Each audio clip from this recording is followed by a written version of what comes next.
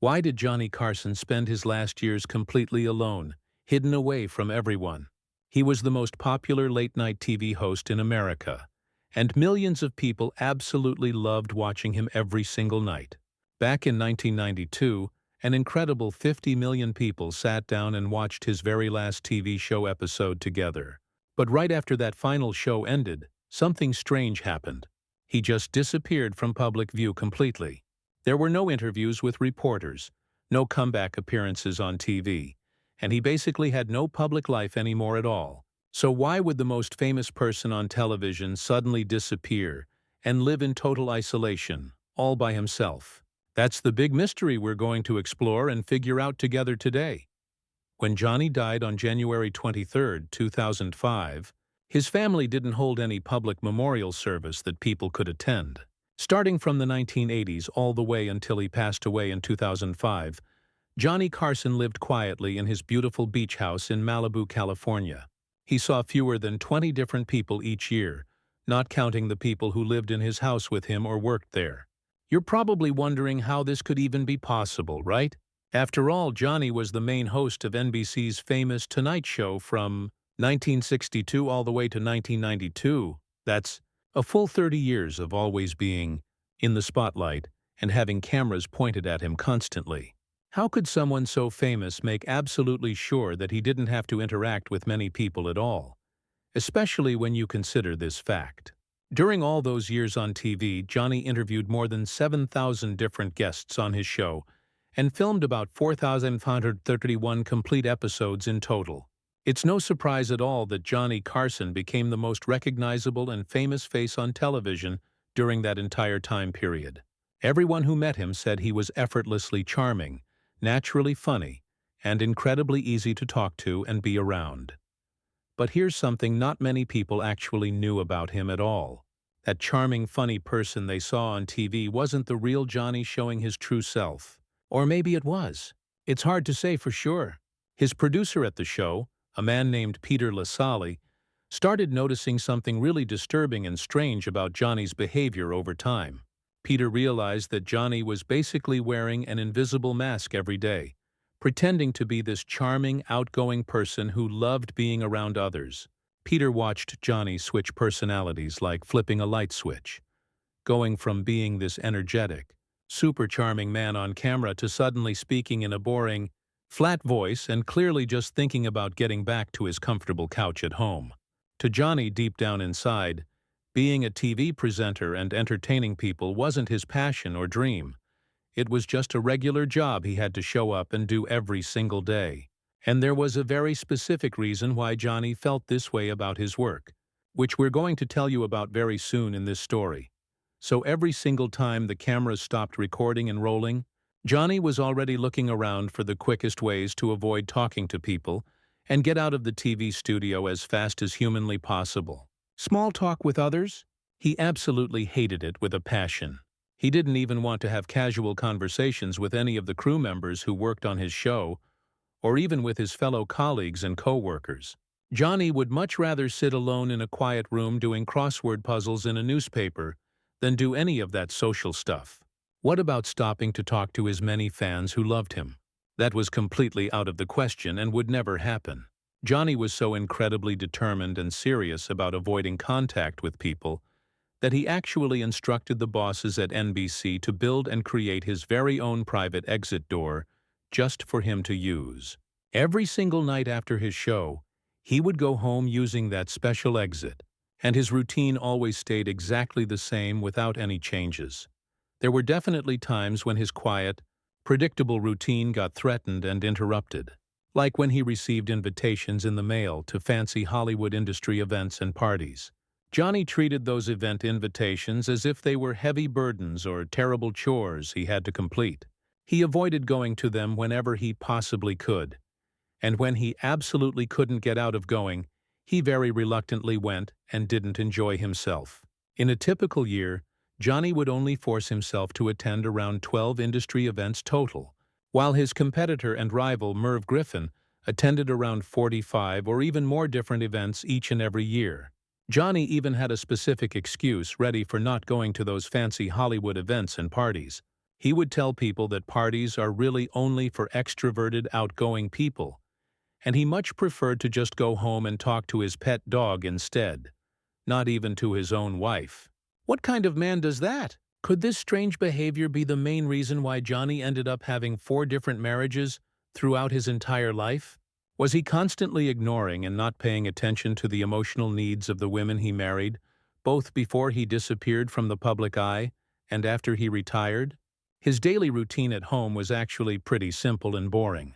He would play tennis all by himself with nobody else around, or he would sit quietly and read astronomy magazine in complete solitude without any interruptions.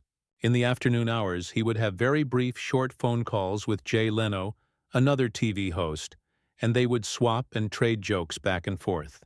Their interaction and friendship was very controlled, professional, and not deeply personal at all. Even when he occasionally got visitors coming over to his house, like the director Howard Smith, they would have a small, quick chat before Johnny would politely ask them to please stay quiet and just sit together watching the beautiful stars in the night sky above them. Smith later said publicly that Johnny seemed perfectly content and happy with his life. But was that really true contentment and happiness? Or was Johnny's difficult and painful past still haunting him and bothering him even during the very last days of his life on Earth? What exactly is Johnny's complicated past that affected him so much? You'll understand what we mean by that very soon in this story. In the evening hours, Johnny always, without exception, ate his dinner at home in his own house, but it definitely wasn't because he never got any invitations to have dinner outside his home at nice restaurants. His fourth and final wife, a woman named Alexis Mass, said they always had very quiet dinners together at home, with absolutely no guests invited over, unless they were immediate family members. She claimed and insisted that Johnny absolutely thrived and felt his best in that peaceful silence and quietness. Did he really feel good that way? Or was he actually just being selfish and only thinking about himself? Rather than sit and have meaningful conversations with his wife, Johnny would much prefer to read books alone, play tennis by himself with no partner, or simply just sit and stare at the ocean water for hours and hours. Johnny was way too focused on himself and his own needs and comfort, and not nearly enough on the needs and feelings of his wife and the other people around him who cared about him. But here's an interesting contradiction about Johnny. He was also a very charitable and generous man with his money. He privately, quietly, and without any public fanfare or attention, wrote out millions and millions of dollars in checks to various charitable causes and organizations, and even to complete strangers who needed help badly. However, think about this confusing question. How could this exact same man hardly give his own wife the attention and time she needed and deserved from him?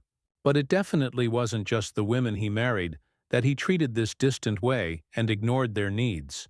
As you'll come to see and understand as this story continues, it really isn't that surprising at all that Johnny turned out behaving this way as an adult.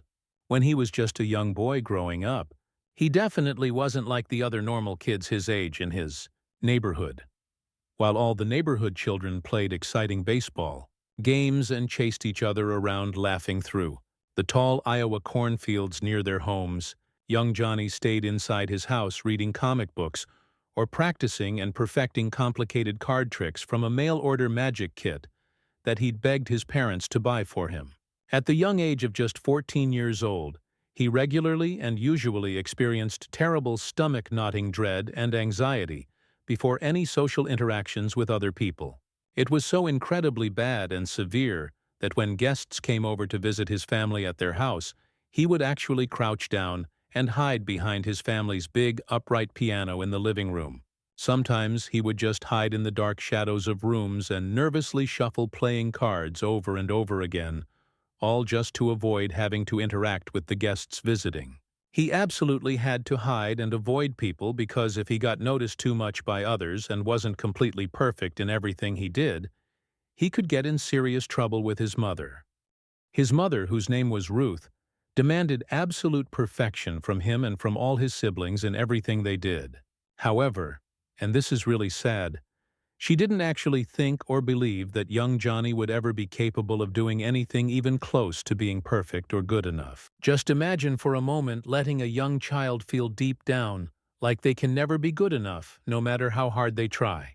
She even thought and said out loud that as a young boy, Johnny would always be dirty and filthy, and she really didn't like dirt at all. Can you imagine a mother saying that about her own child? Ruth was absolutely ruthless, mean, and very hard on her children. She didn't act like a warm, loving mother at all, but instead more like a cranky, angry captain of a warship giving orders to her crew. Affection, love, and warmth. Those things were like a special currency in her household, and she was incredibly stingy and cheap with giving any of it out to her children. Compliments, kind words, and warmth all had to be earned through hard work and perfect behavior. They were never given freely just because she loved her children.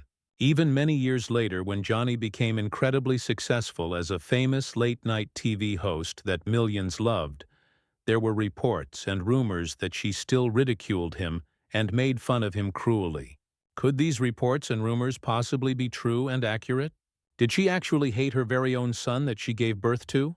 When Johnny first got his magic cards in the mail, he practiced his entertainment skills and techniques on his family members by doing card tricks for them over and over again. He would follow them around the house constantly and ask them to pick a card from his deck. Then he made a brave decision to perform his magic in front of real people and audiences. Despite being naturally very shy and nervous, his mother surprisingly supported him in this dream, and even made him a special cape to wear for his very first performance in front of the local Kiwanis club in town. Eventually, after practicing so much, he debuted and performed as the Great Carson at just 14 years old, and he was paid $3 for each show he did. Johnny realized something really important and life-changing during these performances. The audience absolutely loved him and thought he was talented and special. The warmth and acceptance he felt from strangers in the audience was completely different and better than the constant pressure and criticism he felt from his cold mother at home. When his mother Ruth finally died in October 1985 at the old age of 84 years, Johnny didn't mourn her death or feel sad at all. Instead, what he actually told his close friends was this shocking statement: "The Wicked Witch is dead." Johnny completely refused to attend her funeral service, even though she was his own mother. But however, what happened next in the story completely shattered and changed what he had always thought and believed about his mom his whole life. Inside her home after she died, Johnny made an incredible discovery that shocked him to his core. It turned out that inside her house, hidden away, she had kept a very large box completely filled with newspaper clippings from his entire career over all the years. Every single article written about him, every review of his shows, every tiny mention of his name, she had saved them all carefully. The woman who never once showed him any affection or love or told him she was proud had actually been his biggest, most dedicated fan all along the whole time, collecting evidence and proof of his success in complete secret where nobody could see. Johnny took that precious box home with him and kept it stored in his bedroom closet for the rest of his entire life until he died. Did he deeply regret not attending his mom's funeral after finding this? Could he have possibly forgiven her for making his childhood so difficult and painful at that very moment of discovery?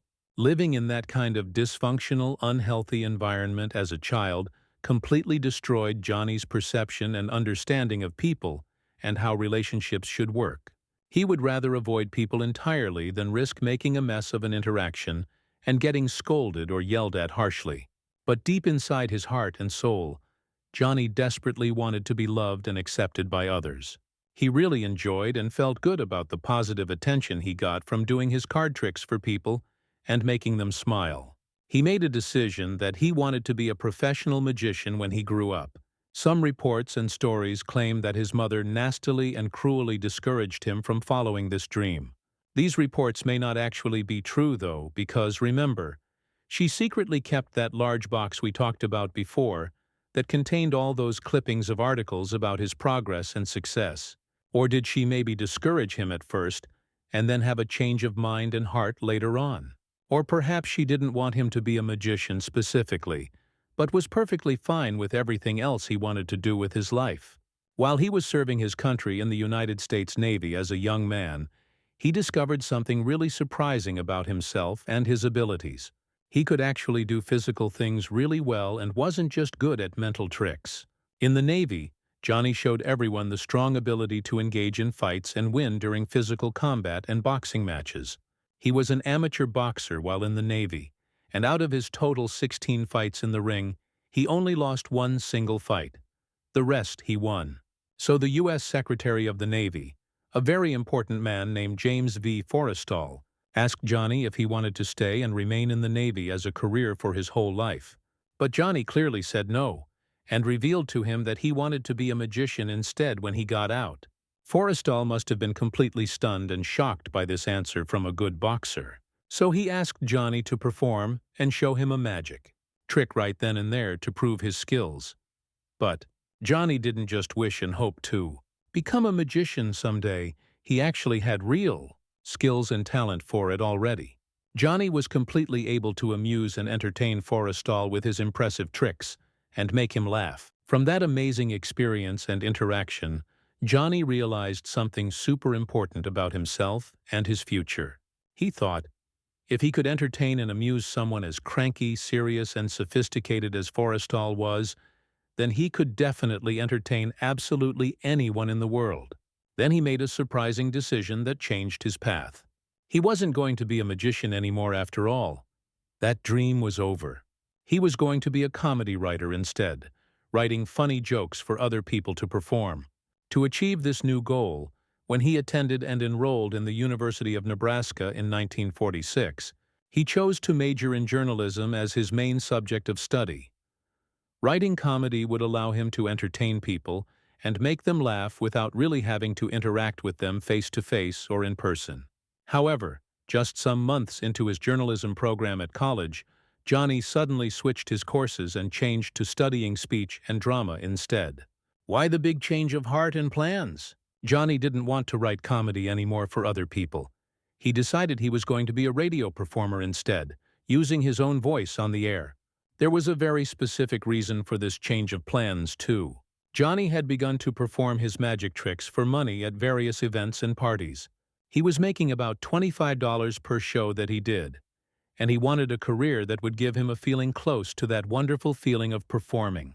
Being a radio performer seemed like the absolute best choice for what he wanted. By 1949, he was completely done with college and had graduated, but he wouldn't actually become a radio performer like he planned. However, all his college training and education prepared him perfectly for what he would eventually become instead, a TV host. And after failing many times and not giving up on his dreams despite the setbacks, Johnny finally got his very own show on the NBC television network in 1962. Now here's a question you might be wondering. Why would a shy and naturally introverted person choose to be a late-night TV host of all careers? Remember his weird and unusual perception of love that we talked about earlier?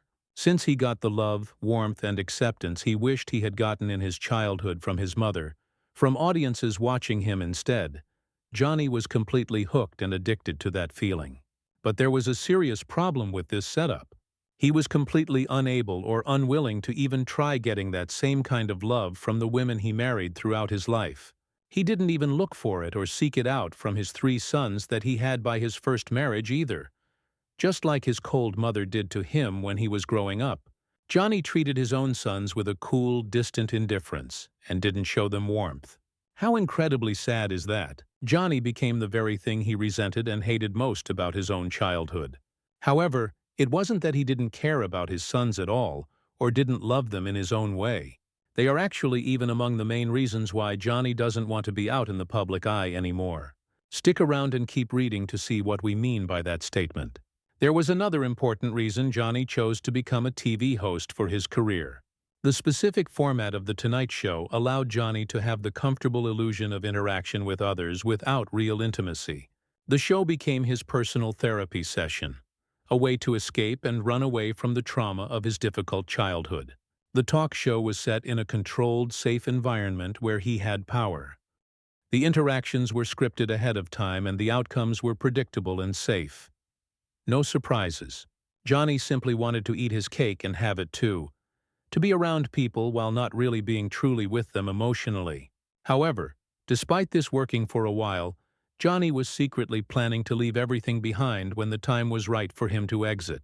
The show eventually stopped being therapy for him as his fame increased to huge levels, and that fame interfered with the quietness and privacy off-camera that Johnny wanted so desperately. That fame even cost him absolutely everything important in his life, and you'll see what we mean soon. On the set of his TV show, he didn't mind the cameras at all and was comfortable. But off the set, he wanted absolute privacy and to be left alone, which his many fans wouldn't give him at all. However, when you really look at it, it seemed like everything he did in his life was because of his childhood experiences, which served as the blueprint and pattern for everything that followed in his adult life later. That childhood really wasn't one he would ever like to remember or think about fondly. Also, it wasn't the only reason Johnny lived his final years in complete isolation away from everyone. Johnny was actually very sick with a disease, but this part of him and his health was something he desperately wanted to keep hidden from the world and media. In September 2002, which was 2 years before his death, Johnny's official representative kept insisting over and over to reporters that he was in perfectly good health. Even Johnny himself personally told CBS News reporters that he was completely fine when tabloid magazines kept saying he wasn't healthy. But Johnny wasn't fine at all, and he was actually the one that brought his serious illness on himself through his choices. Let us explain what happened. While it wasn't exactly clear when Johnny first began to smoke cigarettes, one thing was crystal clear to everyone who knew him. Johnny absolutely loved to smoke, or at least it seemed that way. Or did he really love it? In the 1960s decade, Johnny smoked everywhere he went, even on live television in front of millions of viewers. At the time back then, it was allowed and legal to smoke on TV, and Johnny took full advantage of that freedom, or maybe he abused it badly. Johnny was what people call a chain smoker, meaning he smoked constantly throughout the day. NBC archives and records revealed the truly shocking figures about his habit. Johnny likely smoked 40 to 60 cigarettes every single day of his life. That's 3 full packs of cigarettes during high-stress taping days at the studio. Between performing monologues and during commercial breaks, Johnny's lungs were getting destroyed and damaged in real time, while millions of Americans watched him on TV and thought smoking looked cool. But here's what they didn't see or know about at all. Johnny's chesty coughs and hacking weren't going away or getting better at all. Doctors warned him seriously about the dangerous cough, but Johnny didn't stop smoking despite the warnings. It wasn't that he didn't want to quit. He absolutely couldn't stop. He was seriously addicted to cigarettes and was too ashamed and embarrassed to admit it publicly. He even privately told his loved ones and people close to him that the cigarettes were slowly killing him every day. Yet despite knowing this, he continued puffing on cigarettes all day long when he had the chance to smoke. With each cigarette he smoked and lit up, he felt guilty and bad about himself, and he admitted in the late 1970s that he really should have gotten professional help to quit smoking. If he had gotten that help back then, maybe he would still be alive right now today. Johnny's lungs began to develop holes in them and became unable to absorb oxygen the way they're supposed to work normally and keep a person alive. Still, even knowing this, he kept smoking and kept performing on TV while his body screamed for mercy and begged him to stop. Why would someone so intelligent and smart ignore such obvious danger to his health? Johnny's lung capacity continued to reduce and get worse, and at some point, it was down to only 60% of what it should be. Working and performing became so much more difficult for him to do each day. Crowded rooms became suffocating for him, and the king of wit and fast, clever responses began to gasp for breath after just being in a crowd of people. But it wasn't just crowded rooms that gave him serious problems with breathing. Stairs became his enemies that he dreaded, and elevators felt suffocating and scary to him. Something was deeply wrong with his body and health. And then in 1991, that danger could absolutely no longer be ignored or pushed aside. Johnny's constant cough and that constant shortness of breath wasn't normal at all. It was serious. In 1991, doctors diagnosed him with a disease called emphysema, which destroys your lungs. Could this terrible diagnosis be the real reason why Johnny chose to retire from NBC in 1992, just 1 year later? Many people felt that his retirement was shocking, and that Johnny still had so much more to give to television. But did he really have more to give? Now it made perfect sense why he left. Johnny was escaping and running away before his body gave out on him on national television in front of everyone. He was leaving before America watched him gasp for air between telling punchlines and jokes. The emphysema forced him to choose between retirement with dignity and respect or public humiliation by suffocating on camera. Johnny absolutely hated the idea of being seen gasping for breath in public. It could be part of the reason he even avoided those Hollywood parties we talked about earlier. He didn't want to be in a crowd and let people see him react violently to not being able to breathe properly. So retirement sounded great and like the right choice. Unfortunately, it was already too late to save his health. The damage was done. By 1993, just 1 year after retiring, walking just 100 yards triggered shortness of breath so severe that he'd have to stop walking and recover his breathing. His lung capacity continued to reduce even more, and it reached around only 35 to 40% by 2004, near the end of his life. Most people at that dangerously low level require supplemental oxygen tubes just to sit upright in a chair. But Johnny, reports came out that he actually refused to use supplemental oxygen to help himself. Some reports even said he kept on smoking cigarettes despite his condition. What was Johnny thinking by doing this? He even had a terrible, scary incident that should have inspired him to stop smoking in 1995. But Johnny continued smoking, likely because of his serious addiction, and because he didn't like to be seen as weak by anyone. Could this stubborn behavior be another traumatic response to the kind of childhood he had where he couldn't show weakness?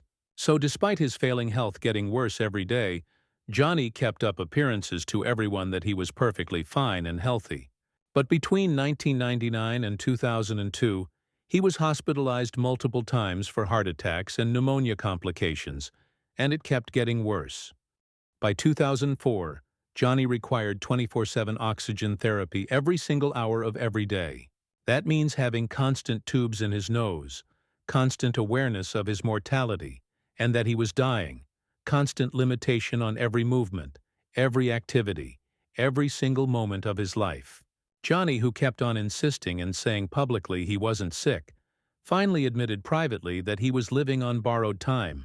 And on January 23, 2005, that borrowed time was finally up and ran out. He died at Cedars-Sinai Medical Center in Los Angeles of respiratory failure arising from his emphysema disease. The smoking he loved to hate and couldn't quit finally killed him in the end. However, it could be that Johnny was no longer interested in living a long life long before then, and just wanted the disease to kill him and end his suffering. Maybe this is why he didn't use oxygen therapy when it could have really benefited him and kept him alive longer. Johnny had suffered so many terrible losses in his life over the years. Those losses may have made living seem like a terrible chore to him, rather than something he would actually enjoy anymore. When Johnny married his college sweetheart, a woman named Joan Wolcott, way back in 1949, life couldn't be any better for him. Everything seemed perfect. They had 3 sons together, Christopher, Rick, and Corey, and started a family. And then fame arrived in Johnny's life and changed everything. But fame came with something else following close behind it: destruction of his family. After 14 years of marriage, their marriage collapsed and fell apart completely. The reason, Johnny confessed and admitted, was that he cheated on his wife and was obsessed with his work above everything else. But here's the even sadder part of this story. The divorce didn't just end a marriage between 2 people, it created a wide gap between Johnny and his sons that hurt them all. A gap that Johnny never fixed or tried to repair with them. Because just as his first marriage ended in divorce, Johnny immediately married Joanne Copeland, a stunning model who was beautiful. He didn't try to learn from the mistakes he made in his first marriage at all. Maybe if he had learned those lessons, his marriage to Joanne wouldn't have ended after just 9 years together. Joanne accused Johnny of emotional neglect and workaholism, caring more about work than her. Their divorce was very public and messy, and it cost him $500,000 to settle. It was a hefty fee and a lot of money, But wait till you see what his next marriage cost him. It was even worse. The $500,000 was definitely a lot of money, but the emotional toll it took on Johnny was much, much more damaging to him. However, the emotional cost of his next marriage was much worse than anything before. Johnny married Joanna Holland in 1972, and their marriage lasted around 13 years total. It was a complete miracle that the marriage lasted that long given how they were. Those 13 years together weren't peaceful or happy at all. They were full of conflict. Joanna was a socialite whose high society lifestyle clashed so violently with Johnny's preference to stay indoors and avoid people. When their marriage finally ended, it nearly bankrupted Johnny both financially with money and emotionally with his feelings. Him and Joanna battled each other over a massive $20 million settlement in court. And by 1985, Johnny Carson had lost over $20.5 million total to divorce settlements from his marriages. Still, despite all this, Johnny married again for a fourth time. But this time he had learned that he wasn't built for chaos and drama in relationships. So he kept things simple and quiet. And in 1987, he married a woman who was fiercely private just like him, the complete opposite of his previous wives, who loved attention. She was also 26 years younger than him, which raised some eyebrows. But he didn't exactly learn everything he needed to about relationships. He would still read books or play tennis rather than sit and talk to her about meaningful things. Maybe he wanted to connect with her but couldn't because of his past. Because in 1991, everything changed in the worst way. That terrible incident drove Johnny even deeper into himself and his isolation. On June 21, 1991, in Cayucos, California, Rick Carson seemed to have driven his car off the cliff on a narrow, dangerous road. His death completely shattered Johnny, who carried the terrible guilt of not being close to his sons when they were alive. For weeks after Rick died, Johnny mourned and cried, and he never truly got over Rick's death for the rest of his life. Unfortunately, the losses weren't over just yet. More tragedy was coming. In 1995, Christopher, Johnny's eldest son, died at only 45 years old from lung cancer because he, like his dad, was also a heavy smoker who couldn't quit. How do you process that kind of loss as a parent? How do you wake up every single day knowing that you modeled the exact behavior that killed your own child? What's even worse, Johnny and his last remaining son were so estranged and distant that they rarely spoke to each other at all. A lifetime of fame that brought him everything: money, success, recognition, except the one thing he really needed most: genuine human connection and love. Johnny always lamented and questioned the point of everything he had when he outlived 2 of his 3 sons. "What's the point of all this?" he would ask those people close to him sadly. Really, what was the point of any of it?